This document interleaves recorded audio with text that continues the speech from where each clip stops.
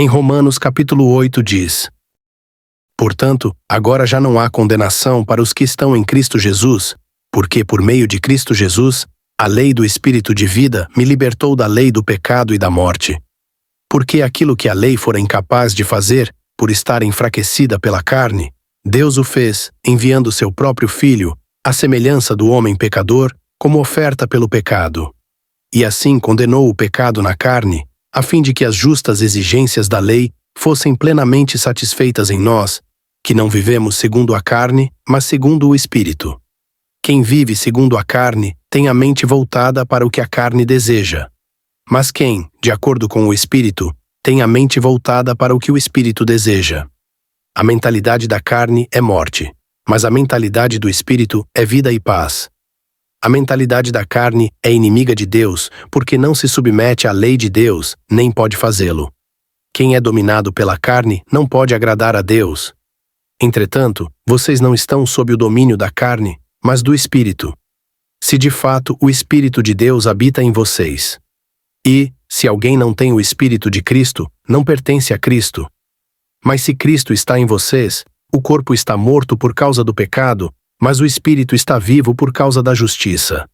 E, se o Espírito daquele que ressuscitou Jesus dentre os mortos habita em vocês, aquele que ressuscitou a Cristo dentre os mortos também dará vida a seus corpos mortais, por meio do seu Espírito, que habita em vocês.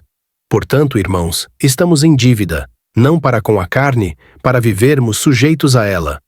Pois se vocês viverem de acordo com a carne, morrerão. Mas, se pelo Espírito fizerem morrer os atos do corpo, viverão, porque todos os que são guiados pelo Espírito de Deus são filhos de Deus. Pois vocês não receberam um espírito que os escravize para novamente temer, mas receberam o Espírito que os adota como filhos, por meio do qual clamamos, Abba, Pai. O próprio Espírito testemunha ao nosso espírito que somos filhos de Deus. Se somos filhos, então somos herdeiros, herdeiros de Deus e co-herdeiros com Cristo, se de fato participamos dos seus sofrimentos, para que também participemos da sua glória. Considero que os nossos sofrimentos atuais não podem ser comparados com a glória que em nós será revelada. A natureza criada aguarda, com grande expectativa, que os filhos de Deus sejam revelados, pois ela foi submetida à futilidade, não pela sua própria escolha, mas por causa da vontade daquele que a sujeitou, na esperança de que a própria natureza criada será libertada da escravidão da decadência em que se encontra para a gloriosa liberdade dos filhos de Deus. Sabemos que toda a natureza criada geme até agora, como em dores de parto. E não só isso, mas nós mesmos, que temos os primeiros frutos do Espírito, gritamos interiormente, esperando ansiosamente nossa adoção como filhos, a redenção do nosso corpo. Pois nessa esperança fomos salvos, mas esperança que se vê não é esperança.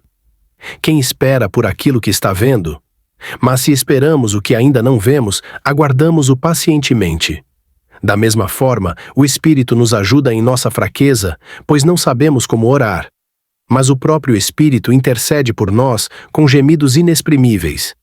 E aquele que sonda os corações conhece a intenção do Espírito, porque o Espírito intercede pelos santos de acordo com a vontade de Deus.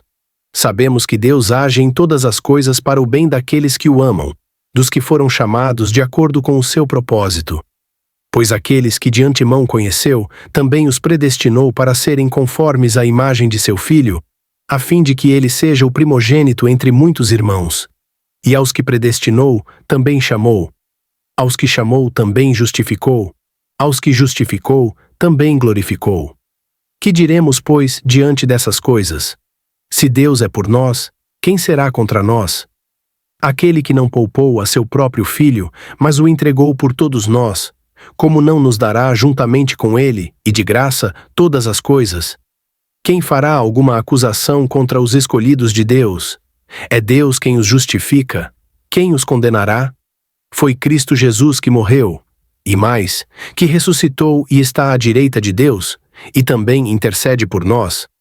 Quem nos separará do amor de Cristo? Será tribulação, ou angústia, ou perseguição, ou fome, ou nudez, ou perigo, ou espada? Como está escrito: Por amor de ti, enfrentamos a morte todos os dias.